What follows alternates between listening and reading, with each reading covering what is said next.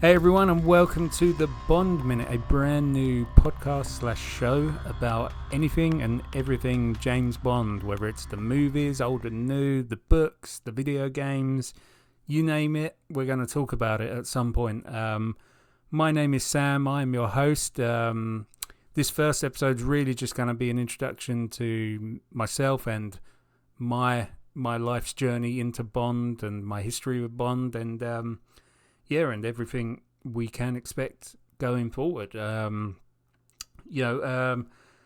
40 years old, I live in a town called Southend-on-Sea in Essex in England, or just outside of Southend, a little village, which for those, diehard Bond fans, Southend was actually featured in Goldfinger.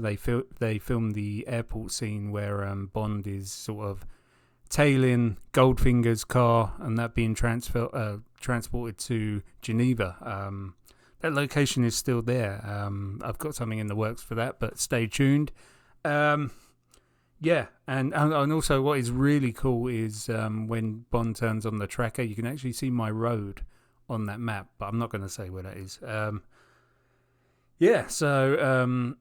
I'm 40 years old, and anyone sort of my age who's into Bond or, is a diehard Bond fan, the majority of them would have got into Bond the same way I did, which unsurprisingly is through GoldenEye 007 on the Nintendo 64.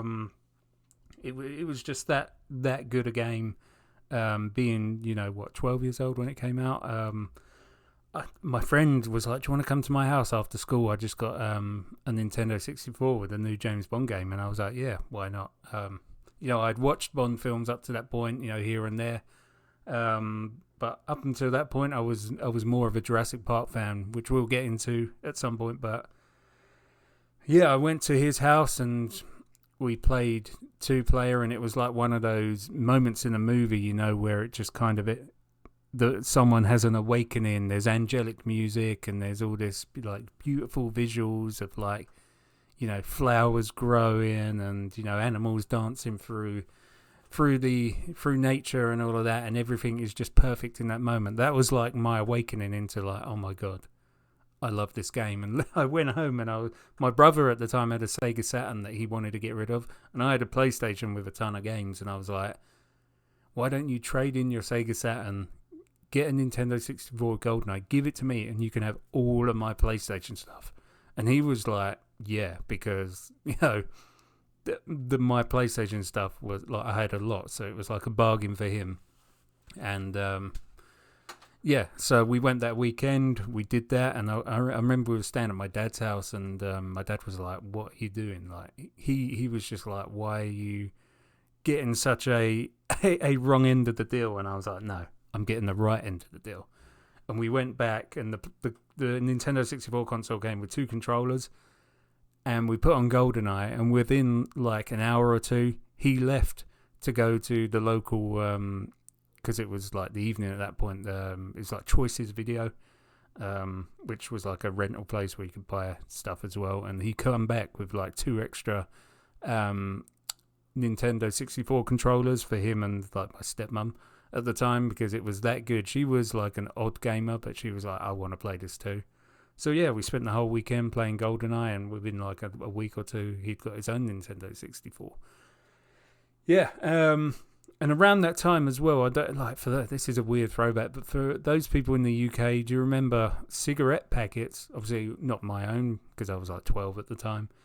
You used to get these tokens. I think they were called Ritz tokens, and you used to get a catalogue. And my nan, who we used to stay with all the time as well, was an absolute chain smoker, and she just had probably thousands of these tokens. And I remember you could get like videos, and around that time, I'm not sure if it was just before or just after, and it was a coincidence, I got Scream and GoldenEye on VHS through that.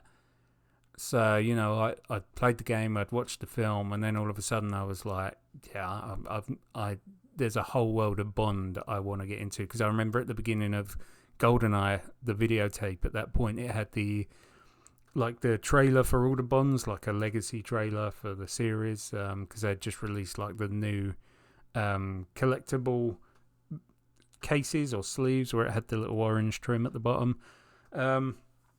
So I soon after that I went to WH Smith's in England, which was like a little chain store, still about today in some form. And they were doing it was rather buy one get one free or two for £10 on Bond movies. And every time we used to stay at my dad's, which was like every other week, he'd give us like a tenner pocket money. So I went down there and I bought Goldfinger and The Spy Who Loved Me. And yeah, and sort of like every other week when I got my pocket money, I'd just go down. It was like an ongoing offer because they weren't brand new tapes, and I just built up my collection going forward there and just fell in love with the series. I'm not sure if it was just nostalgia of it all, but The Spy Who Loved Me was like my absolute favourite with GoldenEye back then. But yeah, and that's kind of how I got into Bond. I remember it was either Christmas '97 or early '98. I joined the International James Bond fan club, and I've got pictures somewhere that I need to dig out because I found some other pictures, but of sort of like when I was about 12, 13 in my room, and I've got my Goldfinger poster and my GoldenEye posters on my wall. Which actually, if you're watching, I've actually got a little From Russia with Love sort of poster of some sorts behind me. I recently picked this up. We were on holiday 2 weeks ago, and we just went in some it's like some souvenir shop, and they just had these like movie poster plaques, and I was like, I just watched From Russia with Love on the plane going over, and long story short, I was like, I want that. So yeah, there it is if you're watching it on watching this. But if not, I'll post a picture of this up on at some point on the Instagram, which I've made for this show, which is the Bond Minute, all one word, so it shouldn't be too hard to find. But yeah, that's kind of how I got into Bond. And yeah, it's over the years I've not been as much of a Bond fan as I was then. There's a real sort of like turning point for me and my fandoms or within fandoms or fanism of certain series or products or IPs. I was a diehard Bond fan, and then and I loved Pierce. I was going to say Pierce Morgan for some reason. Pierce Brosnan. Because he was my Bond. He was the Bond of my time. And Die Another Day come out, and it kind of wrecked it for me. I kind of was just like, whew, it just didn't. And I know a lot of people out there say that, but at the time, being sort of like I was 17 when Die Another Day come out, and it was a bit like, oof, it was kind of like not a punch in the gut of like, it was an insult. It just kind of felt like someone had just slammed on the brakes for the quality and the momentum for the franchise for me. And it was similar, like, and again, I'll get into this with Jurassic Park, which I was the same with that, absolutely obsessed, but then the third one came out and kind of killed the franchise for me. But obviously there was a longer break there between that comeback and, for those who don't know me, I was lucky enough to actually work on the Jurassic World movies, but that's a story for another day. But with Bond, I kind of lost that love for it. Not necessarily, I'd still watch them and things like that, but even when the Daniel Craig era came around, I couldn't get back. Like, I couldn't jumpstart myself. I couldn't jumpstart that passion. Is the word that I'm looking for with that. It's only until recently where sort of like finishing up working on Jurassic and just being just being totally immersed in that, and the work we did, it kind of burnt me out, and I was just looking for a lifeline of something else that I could put my interest and passion to. And yeah, so I was just like, yeah, I'm going to start watching the Bonds again, which is weird because it tied in with the 30th anniversary of GoldenEye. And I was like, I wanted to go and watch that on the big screen. So I was like, I'm going to watch Tomorrow Never Dies onwards until GoldenEye. So I watched all the Brosnans bar GoldenEye in chronological order. And yeah, again, with Die Another Day, I'm going to save this like an in-depth for it. I didn't hate it as much as I did back then. I didn't hate it at all. I still just didn't really enjoy it. But after Die Another Day, I was like, shall I jump into the Craig movies? Because my wife still hasn't seen a lot of the Craig movies. So I was like, oh, actually, I'm just going to go back to the beginning because it's been a good 20 plus years since I watched a lot of the older Bonds. And I'm sitting there and I was like, where I dived into the fandom and discovering a lot of like the James Bond community. I'm seeing a lot of like tier rankings, movie rankings and whatnot. And I was like, I have a rough idea of my old rankings in my head, but there's so much about the films I don't remember that I can't, I need to watch them again with fresh eyes and, just rediscover my love or my dislike for certain things. And I'm currently up to The Man with the Golden Gun. Over the last few weeks, I've just been burning through them.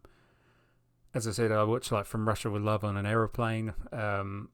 And it's so weird. I don't know if anyone else has had this, but I'm sure a lot of the James Bond fandom didn't have a break with a lot of the old films like I did. I'm finding my rankings, if you will, to be completely turned on their heads. Some that I was like, I wasn't a fan of that back then.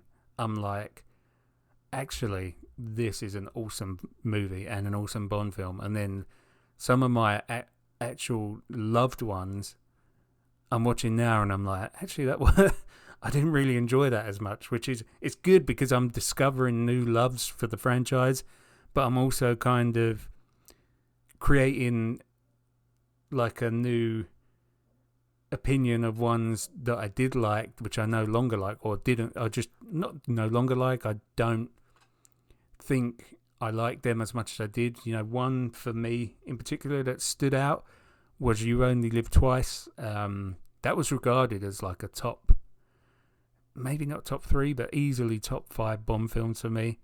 But I watched it recently and I really, really struggled with it. It's the one up until The Man with the Golden Gun where I'm at the moment.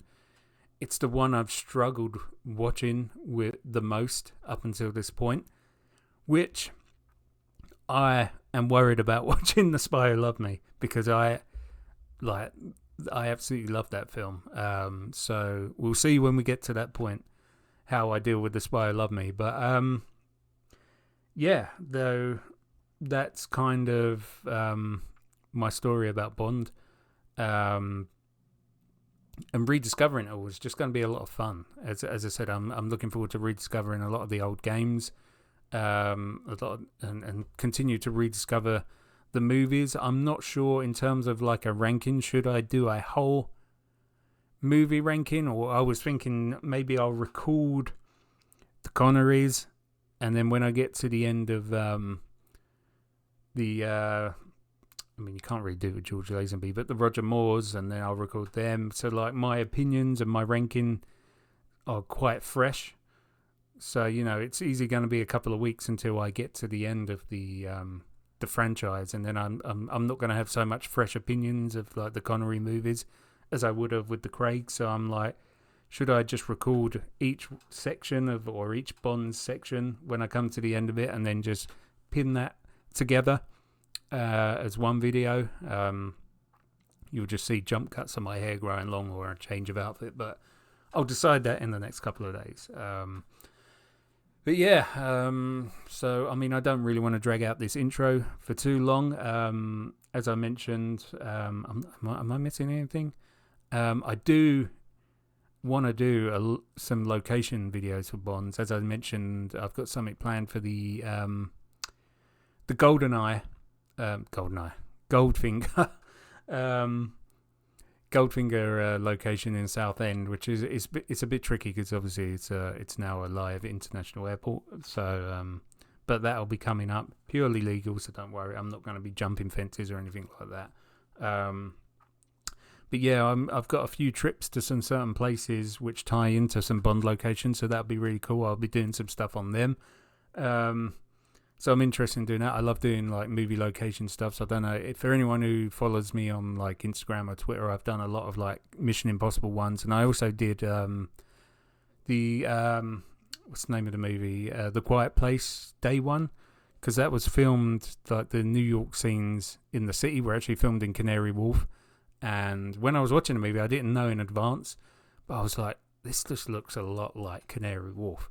So I looked it up after and I was like, holy cow. So I went up with my kids and we were just like, had the screen and we were like, oh look, there's that building. And it's in some of them, you can see like a British phone box, or not a phone box, like a post box, and that's quite funny. But yeah, I want to do a lot of that stuff with Bond. I want to dive into the novels because other than when I was 12, I haven't read any of the novels back then. So, you know, approaching them with a more of a mature mind would be interesting, and maybe do some comparisons to the end product on the screen. But yeah, that's where we're at. Video games, as I said, I'm going to do some playthroughs. There's a lot of, especially like the Craig era Bond games that I never even played before, but I've obtained them. I've obtained a couple of old Xbox consoles and things like that. Yeah, that's where we're at. So, you know, I appreciate you watching and listening. Please send me some comments or some requests on what you'd like to see. You know, I want to get some good fan engagement, like not my fan, Bond fan, I mean. Engagement going with this, so let me know what you want to see, let me know when you're here. I'd be happy to have people on to talk about Bond if you want to come on. It makes this whole thing so much easier to have someone to talk to. But yeah, again, the Instagram is the just the Bond Minute, one word. Follow that, and funnily enough, I'm the poster picture of I always, in my mind, I was like, I swear I had a Tomorrow Never Dies poster, but the poster size and the frame that I've got is GoldenEye, and I've still got that picture now. And it was only when my mother gave me a box of photos, like at the beginning of this year, that she'd like dug out from God knows where. And just in the corner of one of these photos, where in all the other photos there's this GoldenEye picture, I must have switched it around, and you can actually see, or I must have moved them around, should I say. You can actually see like a quarter of the bottom of this Tomorrow Never Dies poster, and it's the one not with like the red like branding or theming on it. It's actually got like a bluey theming on it, and I was like, I knew I had a Tomorrow Never Dies poster. And sort of like, just that's like years and years of like just thinking about that. It was quite funny that I found it, not even the full image, just like a section of this photograph. You can see it in the background. But yeah, I also want to talk about posters and soundtracks a lot, because they're things that I'm really big into. Yeah, I'm not a big collector of physical things other than posters and soundtracks, because they don't take up much space. I like to collect expanded soundtracks, not just sort of like over-the-counter ones. So, and there's a lot of those for Bond, and there's a lot of new cool collectibles which are for the maturer collector or just fan, if you will. You know, one thing I want to get my hands on is the GoldenEye London Stock Exchange box set, which is hard because it's like middle of November now, and my wife's like, what do you want for Christmas? What do you want for Christmas? And I'm like, fuck, I want that Bond sock set, but I don't want to wait 6 weeks, 7 weeks to get it. But yeah, we'll see. But yeah, thanks for tuning in. The Bond Minute on Instagram. You can also follow me direct on Instagram. Well, my handle is Sam. I completely forgot what my own Instagram. Sam Phillips with 2 L's 9985. I'll put links to everything in the show notes or in the video link comments below. And yeah, thanks for watching. Thanks for listening. I appreciate you checking this out, and I hope to see you or speak to you or, interact with you on the next one.